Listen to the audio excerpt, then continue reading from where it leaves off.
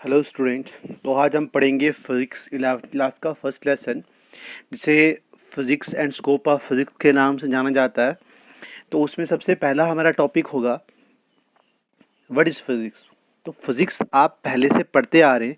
Physics ज़्यादा कुछ नहीं, एक ब्रांच है साइंस की, जिसमें हम स्टडी करते हैं नेचर की, और जो भी नेचर के अंदर फिनोमिनन होते हैं उनकी स्टडी करते हैं। तो नेचुरल फिनोमिनन जैसे कि ग्रेविटेशनल फोर्स होगी, revolution of earth around the sun हो गया, ये सारी फोर्सेस जो हैं और भी बहुत सारी फोर्सेस हैं, इन्हें हम नेचुरल फिनोमिनन कहते हैं और फिजिक्स में हम इन्हीं को पढ़ते हैं। तो इसी में एक और कंसेप्ट आता है, why physics is so excited, ठीक है, या क्रिएट एक्साइटमेंट आएगा, ठीक है। तो फिज़िक्स पढ़ने में इंसान को एक्साइटमेंट क्यों आती है? क्योंकि फिज़िक्स के अंदर बहुत सारे आपको फंडास के बारे में पता चलता है, फिनोमिनन्स के बारे में पता चलता है, और साथ ही में ये पता चलता है कि पूरी दुनिया को सिर्फ कुछ ही लाज हैं जो गवर्न करते हैं, चलाते हैं। तो इंसान के अंदर एक्साइटमेंट आती है जब आपको पता चलता है कि एक बहुत से बड़े जहाज़ के पीछे एक छोटा सा फॉर्मूला यूज़ हुआ है, तो इंसान को एक्साइटमेंट आती है, तो इंसान एक्साइटेड होता है इन चीज़ों को पढ़ने के लिए। अब बात करते हैं, हमारा नेक्स्ट टॉपिक इसी के अंदर जो आता है वो क्लासिफिकेशन ऑफ फिजिक्स है। क्लासिफिकेशन ऑफ फिजिक्स का सिंपल सा मतलब है, क्या है? फिजिक्स को हम क्लासिफाई करते हैं दो क्लासेस के अंदर। पहली आती है भाई क्लासिकल फिजिक्स, और दूसरी आती है आपके पास मॉडर्न फिजिक्स।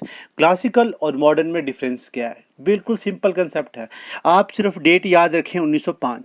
1905 के पहले जितनी भी डिस्कवरीज हुई हैं वो सारी किस में हुई? क्लासिकल फिजिक्स में। और 1905 1905 के बाद जितनी भी डिस्कवरीज हुई हैं वो सारी की सारी मॉडर्न फिजिक्स में चली गई हैं, ठीक है। आई होप ये कंसेप्ट आपको समझ आया होगा। सिंपल सा कंसेप्ट है क्लासिकल फिजिक्स 1905।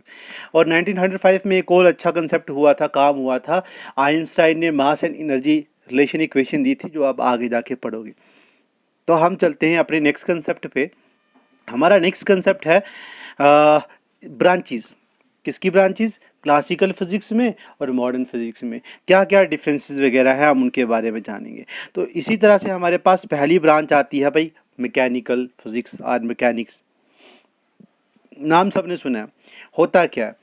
मैकेनिक्स एक ऐसी ब्रांच है फिजिक्स की जिसमें हम किसी भी ऑब्जेक्ट को पढ़ें मगर उसकी स्लो स्पीड होगी।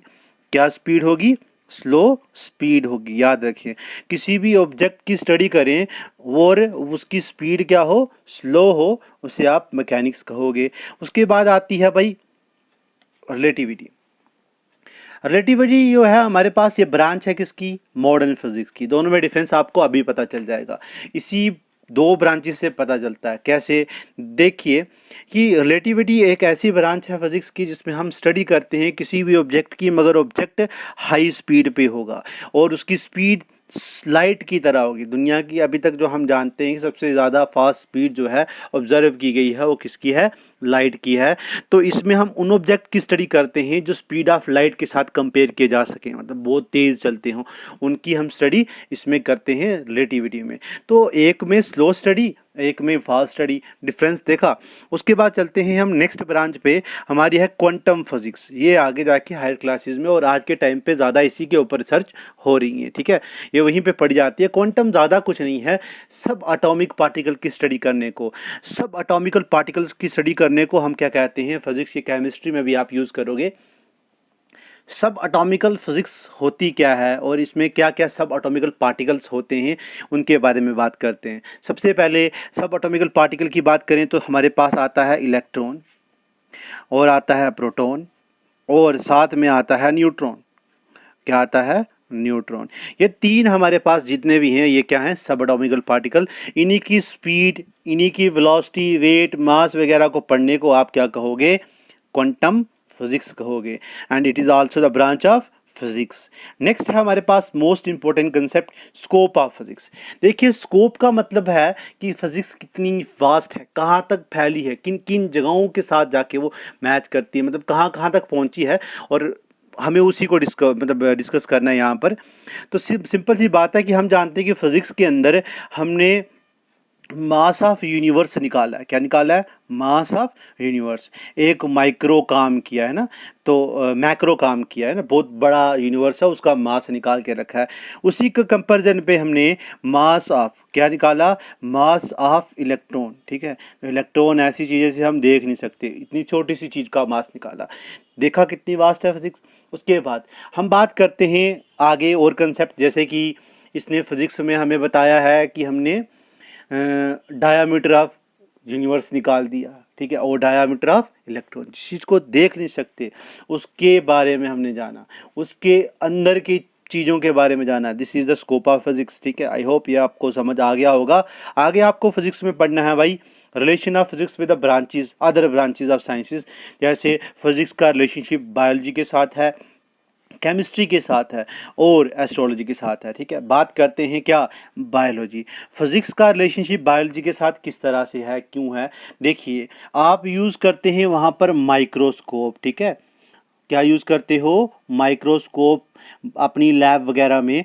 क्यों यूज़ करते हैं और किस लिए यूज़ करते हैं, छोटे पार्टिकल की स्टडी करने के लिए। किसकी देन है, फिजिक्स की देन है। तो रिलेशनशिप कहीं ना कहीं हुआ। आज हम एक्सरेज का इस्तेमाल करते हैं, लेज़र का इस्तेमाल करते हैं, और सारी किसकी देन है, फिजिक्स की, जो हम बायोलॉजी में बहुत ज़्यादा इस्तेमाल करते हैं। और भी बहुत सारी चीज़ें हैं। अब बात करते हैं केमिस्ट्री। केमिस्ट्री में एटम की स्टडी जब की गई तो उसमें भी किसने काम किया, फिजिक्स ने काम किया। जब तक फिजिक्स ने कोई डिस्कवरी नहीं की तब तक एटम के बारे में हम नहीं पढ़ पाए थे, सब एटॉमिकल पार्टिकल के बारे में नहीं पढ़ पाए। तो आज तो हम हर एक पार्टिकल के बारे में जानते हैं। तो इसका मतलब इसका रिलेशनशिप केमिस्ट्री के साथ भी है। अब तीसरी ब्रांच आती है हमारी एस्ट्रोलॉजी, एस्ट्रो। ठीक है, study of star is called astro, ये भी ब्रांच फिजिक्स की है। अब देखिए, इसमें हम यूज़ करते हैं टेलीस्कोप।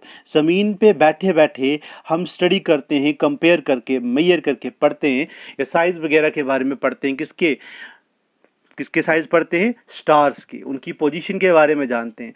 और जानने के लिए हम किसका इस्तेमाल करते हैं, टेलीस्कोप का। किसकी देन है, फिजिक्स की। इसका मतलब एस्ट्रोलॉजी के साथ भी इसका रिलेशन है।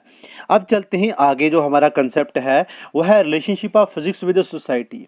ये तो आप बहुत अच्छे से जानते हो, क्योंकि आज के टाइम पे हर एक इंसान सुबह उठता है, फ़ोन यूज़ करता है, शाम को सोता है तो फ़ोन यूज़ करते हुए सोता है। ठीक है, मतलब और भी बहुत सारी चीज़ें, फ़ोन हो गया, टीवी, वॉशिंग मशीन, फ़ैन, तो हर एक चीज़ जो हमारी सोसाइटी में आज के टाइम पे हम यूज़ कर रहे हैं, कार, बसेस, इन सब में किसके लाज लगे, फिजिक्स के लाज लगे। इसका मतलब विदाउट इन चीज़ों के, अगर फिजिक्स के मतलब बात करें तो अगर फिजिक्स के बिना ये चीज़ें हमारी सारी की सारी क्या होंगी, बेकार होंगी, जिसका कोई मतलब नहीं है, हम पुराने ज़माने में चले जाएंगे। ठीक है, तो इसका मतलब फिजिक्स ने पूरी की पूरी क्या लाई है, रेवोल्यूशन लाई है। तो इसका रिलेशनशिप सोसाइटी के साथ बहुत ज़्यादा है। अब बात करते हैं टेक्नोलॉजी की। देखिए, फिजिक्स टेक्नोलॉजी की बात करें तो फिजिक्स का रिलेशनशिप टेक्नोलॉजी के साथ भी है। देखो, एक मशीन बिल्कुल बेकार है जब तक उसके अंदर एक सॉफ्टवेयर ना हो। ठीक है, अब मतलब कि सोल और बॉडी की तरह का कंसेप्ट है यहाँ पर भी। और टेक्नोलॉजी की बात करें, जैसे कि एरोप्लेन के बारे में हर एक आदमी जानता है कि वो उड़ता है। ठीक है, एरोप्लेन तब तक नहीं उड़ पाया था जब तक बर्नौली ने अपनी थ्योरम नहीं दी, बर्नौली थ्योरम नहीं दी, जो आप 11वीं क्लास में पढ़ोगे। तो बर्नौली थ्योरम जैसे ही आई तो क्या हुआ, जहाज उड़ना शुरू हो गया। उसके बाद दूसरी बात आती है रिलेशनशिप में, सिंपल सी, कि न्यूटन के दो लॉज कौन कौन से है, तो तीन हैं, यहाँ दो यूज होंगे, सेकंड और थर्ड लॉ। ये दोनों रॉकेट को उड़ाने में हमारा काम करते हैं। सिंपल सा एक्साइटमेंट वाला फिनोमेनन है। ठीक है, रॉकेट उड़ा जब न्यूटन थर्ड लॉ और सेकंड लॉ हमारे पास आए। ठीक है, तो आई होप ये कंसेप्ट आपको अच्छे से समझ आया होगा। इसी के साथ आपका एक सब यूनिट कंप्लीट होता है। ठीक है, तो प्लीज़ लाइक, सब्सक्राइब, ताकि मैं और वीडियो आपके लिए लेकर आया हूँ। Thank you for watching this video.